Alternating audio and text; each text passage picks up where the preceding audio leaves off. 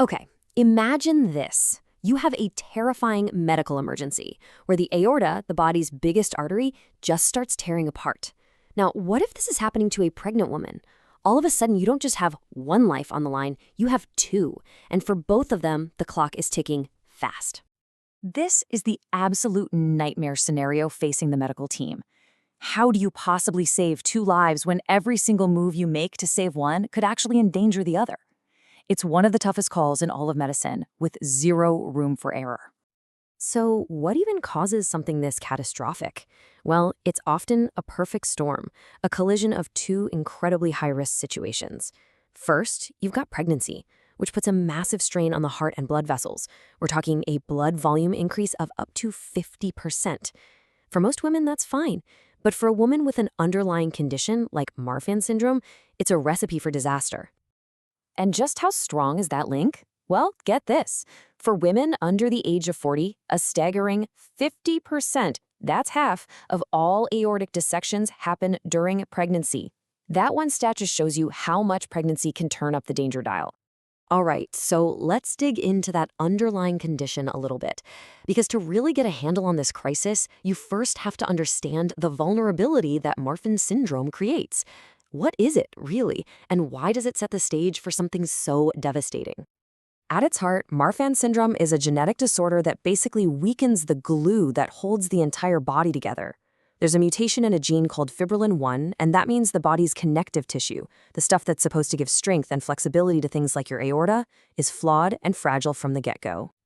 And because it's what's called an autosomal dominant disorder, the genetics are brutally simple. If just one parent has Marfan syndrome, there's a 50-50 shot, a coin flip, that their child will inherit it. This is exactly why preconception counseling is so incredibly important for these families. You can see the effects of this faulty connective tissue all over the body.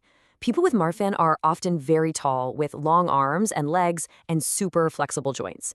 They might have eye problems too, but the single most life-threatening problem is what it does to the cardiovascular system. Specifically, it weakens the aorta over time, causing it to stretch and dilate, turning it into a ticking time bomb.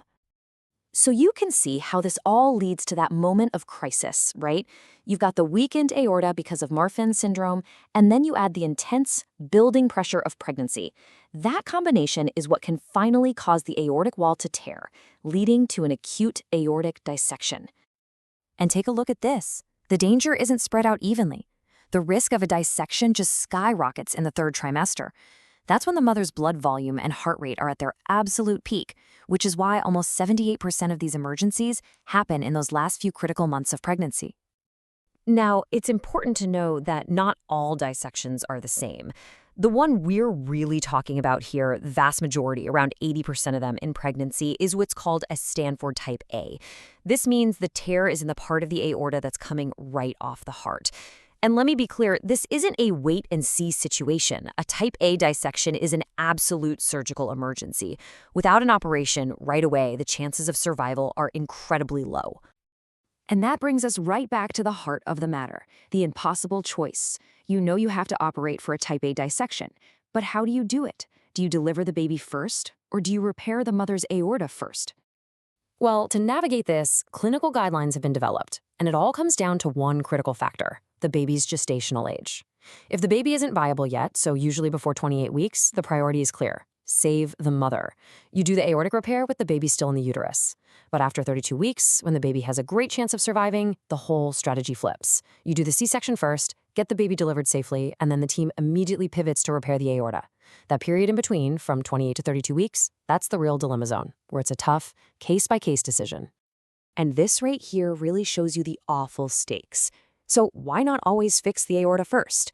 Because the things you need for heart surgery, like the heart-lung bypass machine, or cooling the body weight down, can be fatal for the fetus. But on the flip side, why not always do the C-section first? Because the massive physical stress of delivery can cause that torn aorta to rupture completely, killing the mother. It is a true knife's edge. So how on earth does a medical team walk this tightrope?